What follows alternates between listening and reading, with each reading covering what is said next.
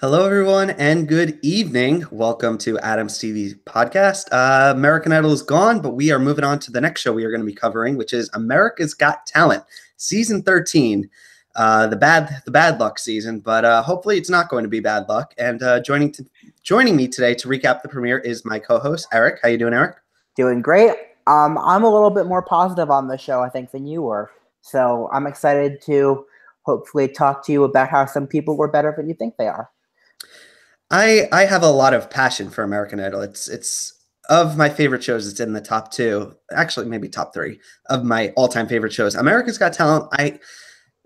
There are a lot of problems that I identify with America's Got Talent, and we're kind of going to touch on them as we go over the show. That doesn't mean I don't like the show. I still really enjoy the show. There are a bunch of contestants that I really enjoy listening to and watching their performances, but I feel there are issues. But we'll kind of get into that all tonight or as we progress through the season. Yeah. But kicking off the show, I just want to mention that we have our panel. It is the same panel from last year. It is Simon Cowell, Mel B, Tyra Banks is our host, Heidi Klum, and Howie Mandel. I want to ask you, Eric, what do you think about this panel? Are you a fan of it? I want to get to Howie once we talk about the filler segment with him, but we'll talk about that later. The other three I'm happy with. My thing is, they weren't going to change the panel because the show did extremely well last year. And when something's going great, there's no reason to screw with it, with the exception of something's not going to go right. Cough, cough, Roseanne, cough, cough. That's we shouldn't go there. That's a bit of a hot topic. What do you think about Tyra Banks as a host? A lot of people first of all, she's a definite downgrade from Nick Cannon. That's the first thing. Second thing is she's a lot better than she could have been, or Simon could have picked. Simon's picked some terrible hosts in America. Remember Khloe Kardashian? Remember Mario Lopez? Remember Steve Jones? Simon does not have a good track record at picking hosts lately. So he could have done a lot worse than Tyra, is what I'll say. And then on the British shows, I mean, Deck does an amazing job. Anton Deck do an amazing job on Britain's Got Talent. And Dermot O'Leary is my favorite reality show host, period, on X Factor UK. So, who's your favorite judge on America's Got Talent? Yeah, Simon. The thing is, I kind of don't like them all in a certain way, so I'm gonna say my favorite is one of the girls, Mel B or Heidi Klum. But anyway, we're gonna kind of move on to the show. So we see our contestants. We see a whole batch of contestants that come through. Some make it, some don't. And I want to start our recap with one question. Eric, did we see our winner of season 13 last night? No.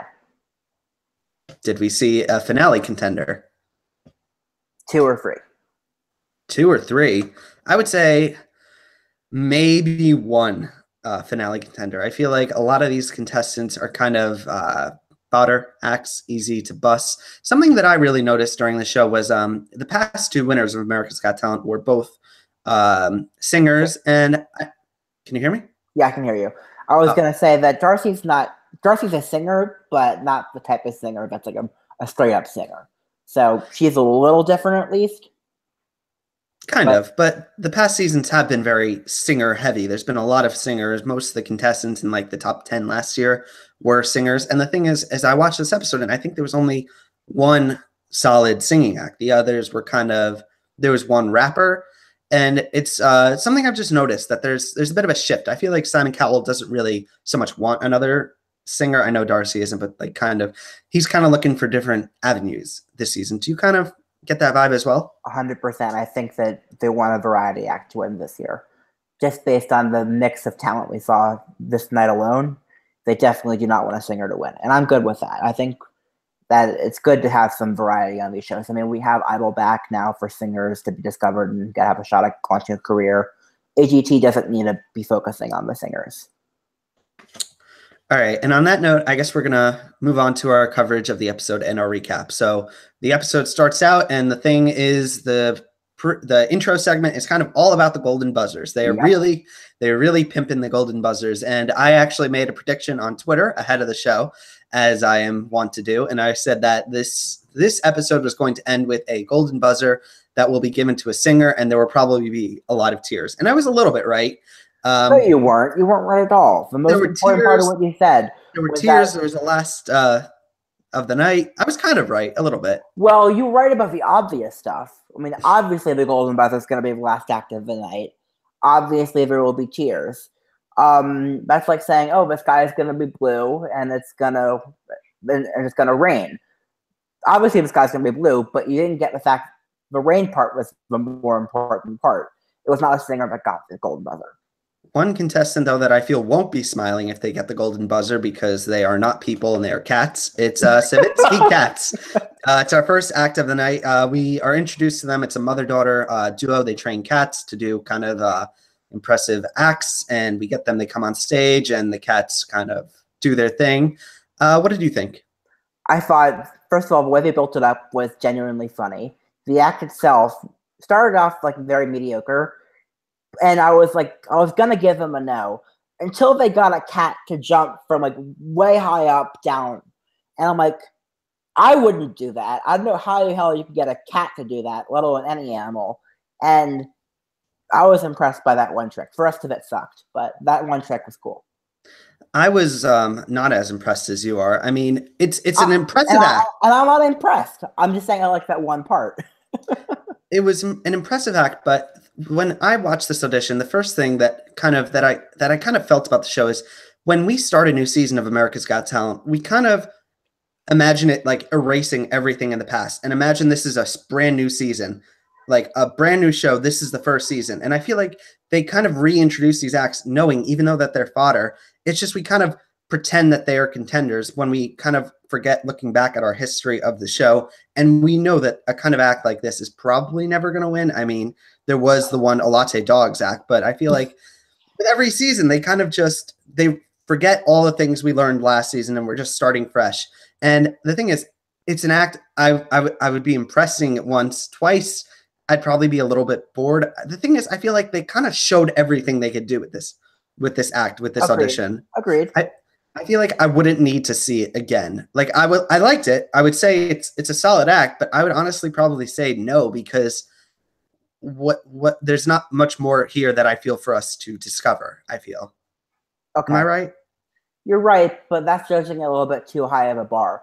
I mean, if you're only judging it based on putting through only acts that can win, that's a problem because, I mean, the thing about AGT is they have so many acts in the live shows that they can't just put through acts that are going to win.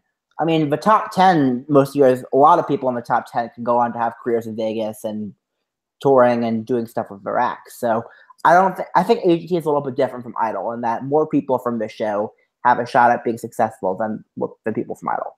The thing is, America's Got Talent is all about, in my opinion, like one of the major parts of the show is creating viral YouTube videos of these kind of acts. And the thing is that's good, but it doesn't make for a good competition. Like I feel if these cats make it to the live shows, they won't. I probably don't think they will, but they're just going to serve as a fodder act to kind of pimp their own performances so that when the show ends, they can kind of do their own thing.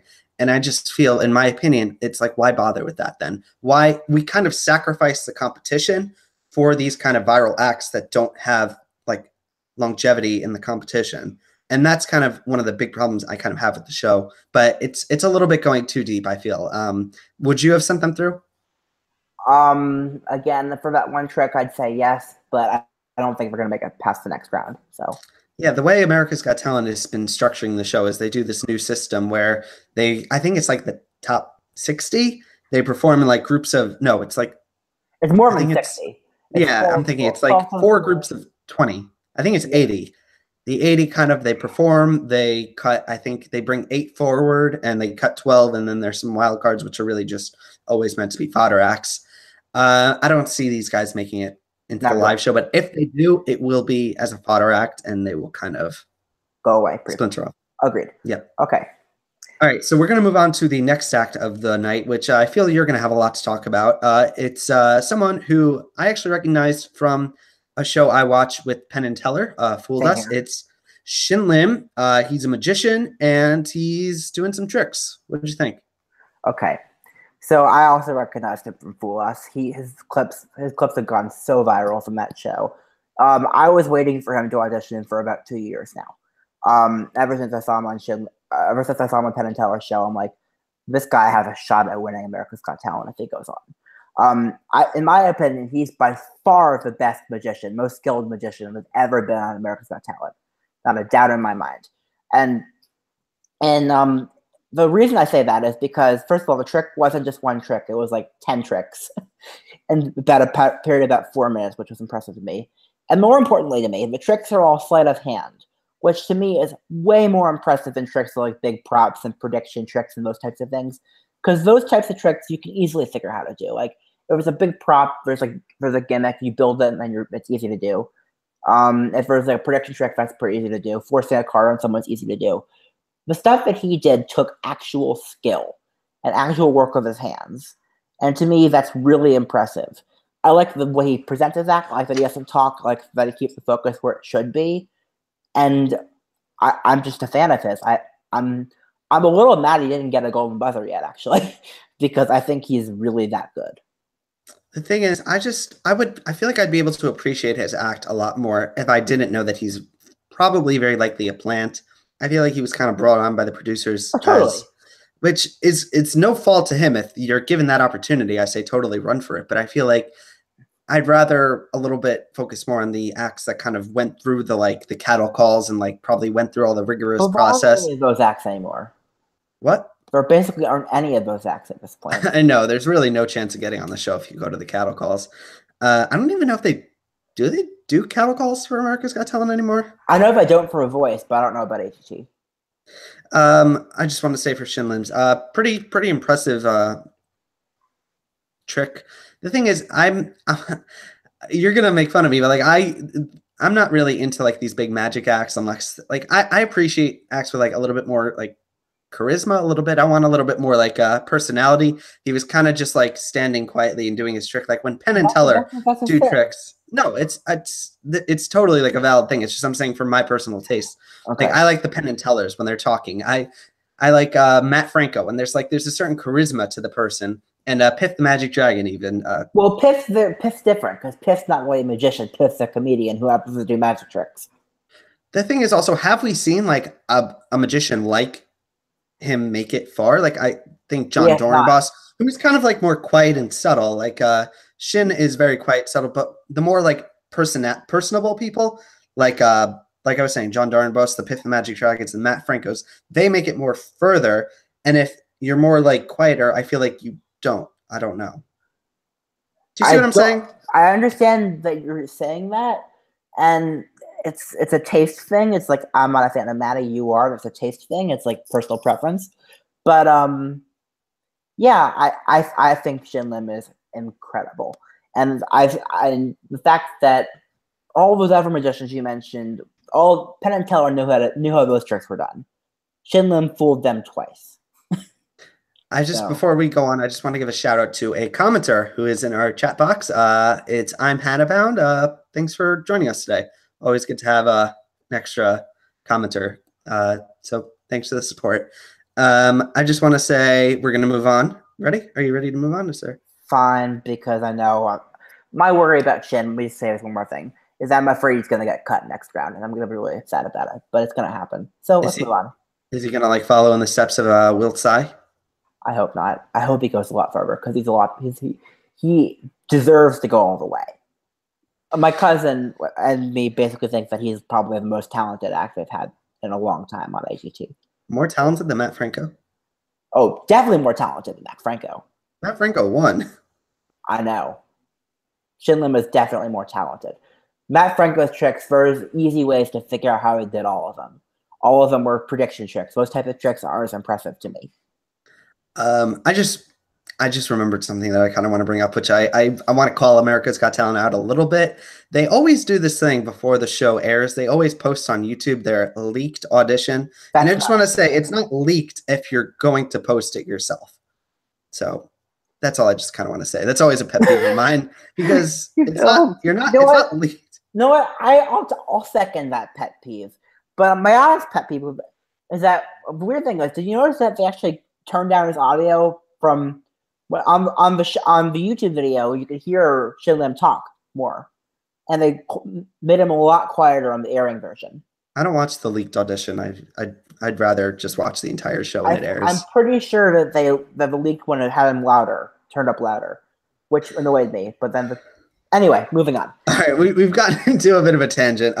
We're gonna move on to a bit of a weird segment, which some guy, because America's Got Talent just loves having some guy.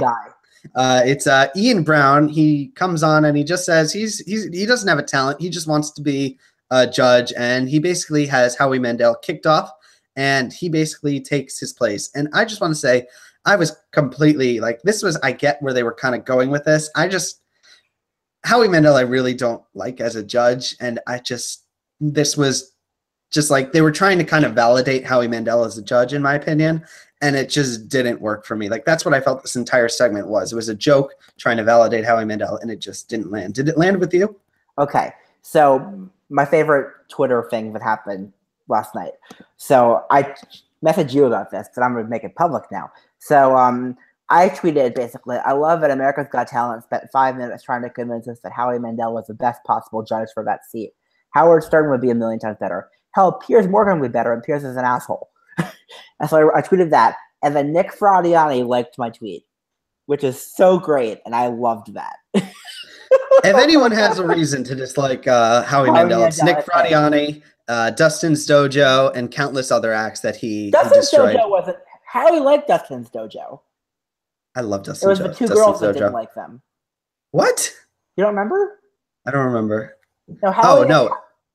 It was the girls. Yeah. No, but I don't know. I like to blame things for Howie Mandel. He probably didn't even do half of these things. Even if he didn't do it, it's still his fault. Yeah, it's for you, Howie. It's like in Family Guy, like Meg. Like Howie is our Meg. Howie is our Meg. He could probably have not done most of these things, but anyway, so he shut up, Meg. Is what I like to say to Howie. Now you just gave me a idea for a third sign I'm gonna print out for next week. Do you want to talk about Mike? Which one was he? Was he? It's part of the Howie Mandel segment where he's a contestant who comes on and he does this a lot. I don't care about either of the acts that were part of the Howie Mandel segment because they were both just there to try to convince people that Howie Mandel is a good judge, and they failed miserably. So next. All right, so I guess we're gonna kind of just scoot over him. He was a joke act. He does this, and he kind of plays the America the Beautiful. I will say, if Howie wasn't told not to like it, Howie would have voted yes. Let's all face facts. Okay, so we're gonna move on to the next contestant of the night. It's We Three. It's a sibling band, and as soon as they come on and they start talking, you can kind of tell they have this very tragic backstory. Their mother passed from cancer. Then they come out. They do an original song. It's I think it's based on her notes that they found her journal after she passed, and I was getting a very Christian vibe from them, but nothing against that. They were like. I was kind of digging this. These were kind of probably one of my favorite acts of the night. Do you agree? Well, based on the talent, I would say yes. But for me, as a Jew atheist type person, the Christian vibe, like the preachy vibe in the intro, kind of rubbed me a little bit the wrong way. I'm sorry, I have to say that. But I will say, based on talent, the lead singer has got a great voice. Sibling bands I've never seen a sibling band this good, actually. And so I can't be mad that they make it through. And if they keep a focus on the talent, less on the preachiness, I could see myself rooting for them. The preachiness doesn't bother me as much as probably it does you. I'm okay with it if they're going to kind of, like, if it's not too much, but I felt like it was kind of just the right amount, like, to not. But that's kind of all irrelevant. Just focusing on their talent. I really like the song. I really like the voice. I thought they were pretty good. Just, I don't really have that many notes. The thing is, I appreciate that America's Got Talent. Like, I always have this. This is another one of my gripes that we're going to talk about for America's Got Talent. I do not appreciate when they have on singers in the age limit that they could go onto a show like American Idol or The Voice. Yes. I feel like bands, acts that would not do on bands and groups I think are fine on America's Got Talent. Acts that will do solely original songs are fine on America's Got Talent. Everyone else should go on Idol or The Voice. Bands, I more than appreciate on America's Got Talent. It's a field that Beach I kind Avenue of was robbed. Beach Avenue, Three Shades of Blue, what they were called, I think. Am I right? Do you remember them? They were really good at bands. I feel like bands always get shafted on these shows. They kind of always on this show. On this show, they kind of always they're very easy to bust. Which is I've heard some things from people who have been on the show with some unfairness that goes on a little bit in the live shows where they're kind of forced into songs they might not be comfortable with. Yep. And I feel like that is something that could very easily happen to this band should they move forward. Like I can imagine they're in the live show and the producers are like, "Hey, Believer, Imagine Dragons, go for it." Don't plant that idea. And they don't have a choice, and they that's another thing that I really a gripe that I have with the show is that most of the decisions the contestants make aren't theirs. It's the producers, and it's presented as if it was the contestants, which, all right, I've gotten a bit sidetracked, right? Yeah, let's go. All I'm trying to say is they're very good. I really like them, but they could very easily be sabotaged in a later episode. Okay. The thing is also that the fact that they were one of my favorite acts of the night kind of says a bit for the talent, but we're going to kind of move on to another act that I really enjoyed this group. It's La Fontaine. They come on stage. They have a whole story where they're all dressed in suit and ties. You kind of get the vibe that they're going to be opera singers. There you have a whole they have a whole story about how they wanted to do this act in when they were in high school, and they kind of gave it up, but they decided they wanted to give it a last try, and they say that they're going to be they're going to be performing My Heart Will Go On, but it's not opera. It's actually they do a joke act, and they explain it for me. I can't even explain it. Well, first of all, I'll say that this was my favorite act of the night. I mean, not from a talent perspective, but from I haven't laughed this hard in probably 2 years perspective. Oh my god, the music, the suits, the fact they were just spitting on each other for 2 minutes. It was perfection. Objectively so stupid, but I was cackling. I'm sorry. I was afraid I was gonna hurt myself. I was laughing so much. They kind of reminded me a lot of Dustin's Dojo layer. It's like everyone's kind of very serious. I think they were funnier. I don't know if I would go that far. Dustin's Dojo is just so hilarious. That was, of all the comedians, I don't think I've ever laughed as hard as with like Dustin's Dojo. And the thing is, I was watching that with people and they were like stone faced. I was just, I love it. I love these kind of acts. Like, in my opinion, I want more of La Fontaine and less like the filler acts. Like, these are the kind of things I watch America's Got Talent. It was the one part of the night that actually made me like really belly laugh and like really get into it. But I'm going to make things a little bit serious now. And I just want to say that. But I was still enjoying the laughing. I was enjoying it as well. But in my opinion, I would prefer if we don't see them again on the show. I feel like it was great. They don't always bring everyone back for the top 80. I feel like if they come back for the top 80, they're just very easily going to be bust. And if they do end up making it through, probably at the expense of someone really talented, it's going to generate a lot of hate for their act. And I would much rather like kind of end it here, put it to rest. It was very funny, but I don't feel like I really would need to see it again. Do you share my sentiments? I do, actually. As much as I enjoyed it, they're not going to make it to live show. So end it now. Let's go to end on a high note. I agree, because like I said, if they make it to the live show, there's going to be Joe Schmo, who's a great singer. That's not going to hapen. But you never know. They always let through a joke through. So yeah, I mean, I say they're not going to make it to live shows. And then on Britain's Got Talent this year, they had a guy who literally, I'm just going to send you a link to this after the show, and I'm going to post him in comments on here. It's literally a guy. It's an Asian man who strips naked basically and uses it's hard to explain, but I'll send it to you. It's objectively even dumber. Why would you send that to me? It's objectively dumber than the human sounds. Significantly dumber. I will say, though, side tangent, Britain's Got Talent this year has been really great. Tangent over. All right, we're moving on to the next act of the night. It's Junior New System, they're JNS for short. They're a dance crew. They have a sob story. They're from the Philippines. They had this dream to be on America's Got Talent. They kind of had a rough childhood. They kind of start doing this like dance performance, and then they kind of start showing up wearing gold heels. I mean, this is not an. I don't think have we ever had a dance crew win America's Got Talent?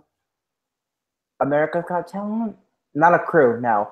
But the thing is, we've had plenty of them win Britain's Got Talent. But America's Got Talent isn't Britain's Got Talent. I feel like I know, but still. This is another case of the act before La Fontaine. I feel like this was a solid audition, but I feel like a second time it's going to get old a little bit. They kind of the thing is that there are ways that they can make it. I think there are ways they can make it better, but I don't. I think they have a better shot at being able to up their game than the Human Mountains could. But but yeah. The thing is also they were very inconsistent. Like they weren't perfect. Like I was watching it and I was noticing like some mistakes. They were wearing heels. Give them a break. Yeah, but the thing is America's Got Talent demands perfection. During the live shows, one person has 1 foot out of line, they're getting dinged on it, and they're sent home. Like, no. Dance crews, that's assuming that Simon's paying enough attention to notice when someone steps out Simon of line. doesn't need to pay attention. He has the producers he is one of the producers who just wants which acts to decide to go through, and that's kind of it. I just feel like in my opinion, see their journey ending top 80. I don't see it going into the live shows. Maybe, but I feel like if they do, they're not going to be long for the competition. Do you agree? I don't know. Again, I will say they, like whenever Act from Wait Overnight, were an import from Asia's Got Talent. And they did pretty well on that show. They made it to the finals on that show. So the thing is, this is showing you how low the standards are on Asia's Got Talent, clearly, is what it's showing you. So the thing is, I just feel like it wouldn't last, is what I'm saying. It's funny, but I tend to agree. It wasn't that it was funny, it was that I thought it was cool, but I wasn't blown away by it either, I'll be honest. All right, we're gonna move on to the next leaked audition of the episode. It's no, the Human Mountains were a leaked audition. They were? No, but they leaked. Oh. All right, we move on. Wow. All right. I'm sorry, I couldn't help it. We move on to Flau'jae. She's a 14-year-old rapper. She has this tragic story with her father. He was shot when he was 20 years old. A very emotional package. She comes out and she performs a rap about, I think it was hers. It was her own song, right? Yeah. Yes. She was actually, the thing is that I was reading before we went live. I was reading, she was actually apparently on another not a singing show, a rapping show called The Rap Game. What did you think about her performance and her appearance on the other show? Well, I didn't see the other show. I will say I love the message behind the song, but I'm not a rap person at all. I'm not. So, and because of that, I don't feel like it's fair for me to really judge it based on the talent. Based on the message, I liked it. I think it's enough to carry her through this round, but I can't see her winning. I'm sorry. I'm going to kind of agree with you. Rap is kind of at the bottom of the tiers of music I listen to, right next to Bro Country. It's at the bottom for me. I'm not into this kind of music, so I don't really have much kind of to say. It's not my area to kind of judge, but she sounded cool. I mean, I guess it was good. Yeah. I don't really have much more to say. Just not my thing. But yep. Do you think she can win? No. How far do you see her making it? Live shows, first or second round of live shows. I agree. I feel like I'm just thinking, have we had a full blown rapper on America's Got Talent? We had the BOOTY a few years ago, guys. We had Chase Goring kind of was a little bit of a rapper. No, he wasn't. He just talked really quickly. Yeah, that's what he did. He was like that YouTuber. A lot of people would say rapping and talking quickly are pretty much the same thing. So, right. And those people would get a lot of shit thrown at their way, but so I'm not going to say who those people are. Okay. Any final thoughts? Liked her. Nice person. Great message. Not my thing. I'm basically the exact same. We're gonna move on to the next contestant.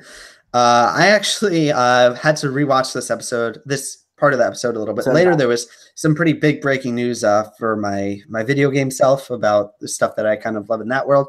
But I Yay, went back and Pokemon, let's go Pikachu and Eevee. Okay, moving on. it's Vicky Barbalock. I think that's how she pronounced her name. She's a 60-year-old comedian. She's 60? She what? She's 60? I think so. Huh, okay, she looks younger. She Anyway, comes out, she tells her jokes. Comedian, I think. I'm not sure if I mentioned that before. you said comedian. Well, then I'm sorry. The thing is, I wasn't laughing during this performance. I feel like comedians kind of all the acts on America's Got Talent, comedians kind of have it worse because a minute 30 is not enough time to sell yourself. I feel like you need 5 minutes, like at the least. I just can't get that big of an impression just on such a short time. But I just want to say the jokes kind of didn't really land with me. LaFontaine was kind of a lot more. It got a bigger reaction out of me. Do you agree? Okay, so here's the time I'm going to compare to Britain's Got Talent. And this is the one time of the episode I'm going to really dive into it a little bit. So in Britain's Got Talent this year, 2 acts so far, they have 5 semifinals, and each night 8 acts perform. 2 out of the 3 winners so far of the nights have been comedians. And both of them were really, really funny. And Vicky wasn't compared to them. And actually, last year, my favorite actor, Britain's Got Talent, was a comedian. He was really funny. Vicky wasn't. I mean, it's annoying because I really want a comedian in theory to win America's Got Talent. I really do. But the comedian has to really earn it. And I wasn't really enjoying it. Maybe I'm going to try watching her again later on because I wasn't fully awake when I watched her this morning. But I'm going to try again later on and see if I like her better. But yeah. My knowledge of Britain's Got Talent kind of ends at like Susan Susan Boyle. Yeah. And like, I think I watched, there was one dancer who won, I think. There was a drummer somewhere in there. I actually was watching, I watched like one episode. I was at the gym and I saw it was like on YouTube. So I was like, oh, it was like, I think in the middle of the episode. So I was like, oh, I guess I'll watch these. And I watched like a few of them. I think it was like, there was some kid singing Stevie Wonder. There was a comedian. Which comedian? He didn't talk. He was kind of Lost Voice guy? Yeah, he was pretty funny. I love him. He was the one who won the first semifinal. Good for him. But this isn't Britain's Got Talent. We're gonna kind of we're gonna end it there. But he's really great. Check him out if you have time. Anyway, we move on to a segment that's all about. It kind of reminded me a little bit of Halloween. It's all about horror. We get some creepy clowns. We get some creepy. The first guy back was hilarious. Actually, I am very afraid of clowns, so I'm not taking clown. that. I'm saying the first guy. The guy who shows up with like the mask that was supposed to be all scary, and it wasn't. Oh yeah. There was I would have put him through because that was a great fake out. I enjoyed that. I wouldn't put them through because what's he going to do in the next act? Kind of. Yeah. But sure. Okay. The thing is, I always when I look at these acts, I kind of look ahead, and I feel like the judges don't really do that, which is kind of a problem. What? They don't really have to at this point. They should, but they don't. All right. It kind of leads us into the big contestant that we're going to be talking about right now. It's one of the ones that I feel that we're going to have the most to talk about. It's the Sacred Rihanna.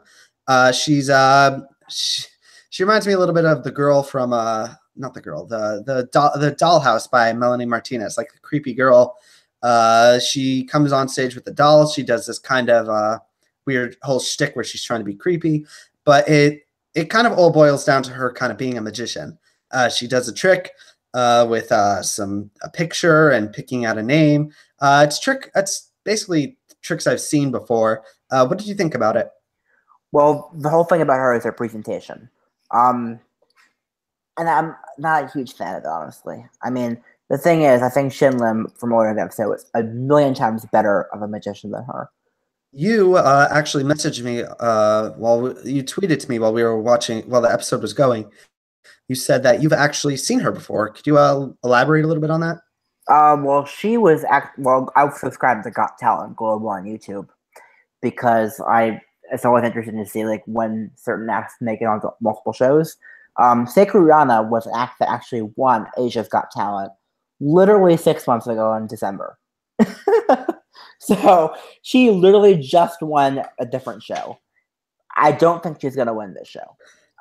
The thing is, I think her act kind of went a little too long. Like, I felt like there was a point where I was like looking at my watch, like, all right, come on, get things going. And I actually, because you mentioned it, I went back and watched some of her old performances. And in my opinion, of the ones that she did during the live show, she probably would have gotten buzzed if they were done in the Americas version, because it was just so drawn out. And my advice to Rihanna is get the act moving. Like, make it quicker. Make it quicker, because also the tricks kind of need a little bit of work, because this one wasn't really working for me, because I've seen it before. I feel like a lot of magicians, it all boils down to the same tricks most of the time. Like, usually. And I just wasn't. And that's why I like Shin Lim, because I haven't seen his tricks before. I actually probably wouldn't have put her through, because it was just, the trick, in my opinion, was subpar, and it kind of took a while for it to get to the punchline. Like, the act is fine, like with her being all creepy and like this creepy doll, that's fine. I'm okay with that. That could be her shtick. But it's just, you gotta keep it moving. Yeah, agreed. All right. Any final thoughts on her? I think she gets cut next round. I do. I'm going to say she probably makes it to the top 48. I don't know what it is. It's the top. It's 48.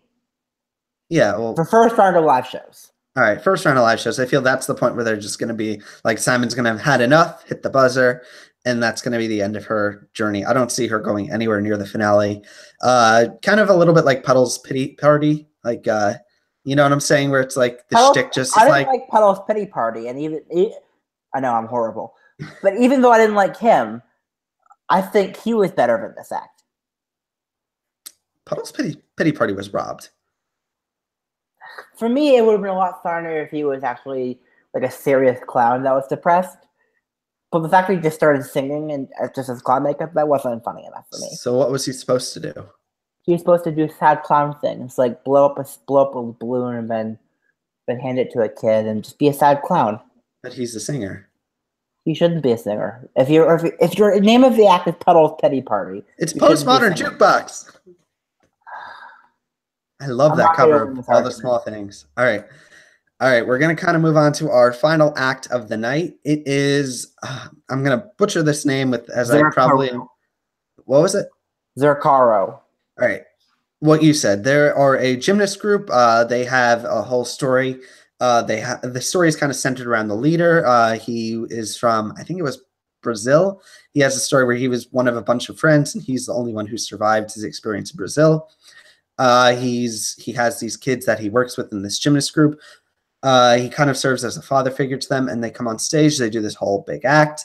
It inevitably ends with Tyra Banks hitting the golden buzzer, our first golden buzzer of the night. What did you think? Season. What did you think of this group? Okay, so the weird thing is I'm not usually into these types of like gymnastic dance acts. I will say they were really in sync from what I could tell. Some of the tricks and flips were really impressive to me, and I think with a little bit of production behind them, I could get invested. I see why they got a golden buzzer, despite not being the type of thing I'd go out of my way to watch. The thing is, I feel that this group being in the competition kind of puts an end to JNS, the older group. Like that's the other thing. That's the other angle on it. Yeah, I would agree. I also feel that people who earn the golden buzzer in the first episode are always at a huge disadvantage when it comes to the live show, because their audition was so long ago. Darcy was Darcy the first episode? Yes, she was. Okay. She was the only good thing on the first episode last season. Yeah, I think so. There's a lot of these shows. I don't always remember everything. I like this group. I would have put them through, probably wouldn't have given them my golden buzzer. I honestly But you already gave it to Human Fountains. I said that in a joking way. They wouldn't have actually been my golden buzzer. I would say they're solid. I don't see them winning. I see maybe top maybe finale. But I feel like it doesn't go much further than that for them because we've just never seen. I think the closest one of these acts has ever gone on America's Got Talent was Acro Army like a few years ago, and Yeah, I'd say they got like third or fourth, right? I think they came in third, and they were like one of the ones like in the bottom two where the judges picked between them. I think once. So I don't think they will win, but they are probably a finale contender. Totally. Hopefully, assumingly that they don't get shafted because America's now not going to see them for like 2 months, right? Like yeah, maybe even longer. At least a month and a half. No, it's like it's 4 more weeks of audition and then 4 weeks of the pre-show. 2 months. Okay. And then a few weeks, maybe even they perform the last live show, and it's like 3 months, and we're going to see them again. And at that point, who knows if they're actually going to be anyone rooting to root for them because everyone's going to have pitched on another horse. Yeah, I genuinely think the right format for these shows is somewhere between AGT and BGT. What do you mean? Okay, so Britain's Got Talent has 7 weeks of auditions, 1 night a week, and then they have all of the live shows in 1 week, which is insane. I actually hate that. I hate that too. So, but what I'm trying to say is not to have all the live shows in 1 week. I'm saying to give a 7 weeks do like 5 weeks of auditions, skip the judge cuts rounds or put the judge cut rounds into 2 episodes, and then do an additional live show instead. I liked the old season, my first season that I watched up until like the last week, where I think it was like quarterfinals, then a wild card round, which in my opinion was the best episode of the entire live show process that I've watched, maybe that wild card show. And then they kind of messed it all up because they went from like 24 to 6. Like I think the right thing to do is go from 24 to 12 to 6 to the winner. The best format. All right, I remember the best format. It was when Kenichi won the season. That season, in my opinion, had the best format. I don't remember it. I just remember that it was a good format. Like we ended with like a really strong. I think it was like top 6. Mm-hmm. And I think I loved I'll say I like a top 6 better than a top 10. I think I like that top 6. Like that's. Do you remember that top 6? It was Kenichi. I remember Taylor Williamson, who was amazing. It was Forte, Cammie Bradley, who I absolutely love. Collins Key, who was solid. And wow, I'm blanking on the last one. It was a guy because I remember Cammie Bradley was the only girl. I don't know. It was the third placer, I feel. And I'm a little embarrassed. I don't remember. But anyway, so that's basically all the performances of the night. And I want to ask, who is your top 3 of the night? Top 3. You have to choose 3. That's fine. I can do that. Shin Lim number 1. Zurkaro number 2. Junior New System number 3. For me, I think the night was kind of really a mess with like only a few exceptions. We got through the night. There were only 10 acts that advanced, which is a little bit absurd. That's 5 an hour. I'm gonna say my top 3 is Shin Lim, We 3. That's what they were called, right? Yeah, yes. We 3. The last one, they're not going to make it much further, but La Fontaine. I just really enjoyed them. I was saying based on acts that had a chance. Based on who I enjoyed the most on the night, Shin Lim number 1, The Human Sounds number 2. Would someone have gotten your golden buzzer this week? Shin Lim. He would have gotten your golden buzzer if you get 1 a season. Yes, genuinely. Wow. We're going to hold you to that. We're going to see if that could you could have a Matty Poppy run with him now at that point. Oh, he's not going to win. He's not going to win. I think that unless I see something that truly blows me away, I'll be rooting for him to win, but he's not going to win. All right, here's another question. If these 10 acts that advanced were the finale, who's winning? Zurkaro. Who's coming in 10th place? The Cats. I would say the Cats or probably the Sacred Rihanna. Just I feel more people are going to kind of share my sentiments about like it being a little bit too drawn out. And that's basically our episode. Do you have any final things you want to touch on? Not really. I mean, I liked it overall. I enjoyed it. I enjoyed the 2 hours. I thought overall I enjoyed it. With a couple exceptions. I think the filler segment with Hallie was stupid. I think that Seika Rihanna went a little too long. But other than that, I enjoyed it actually. I enjoyed most the comedian performance Which because comedian? because the Pokemon segment. Oh, now I understand. Okay.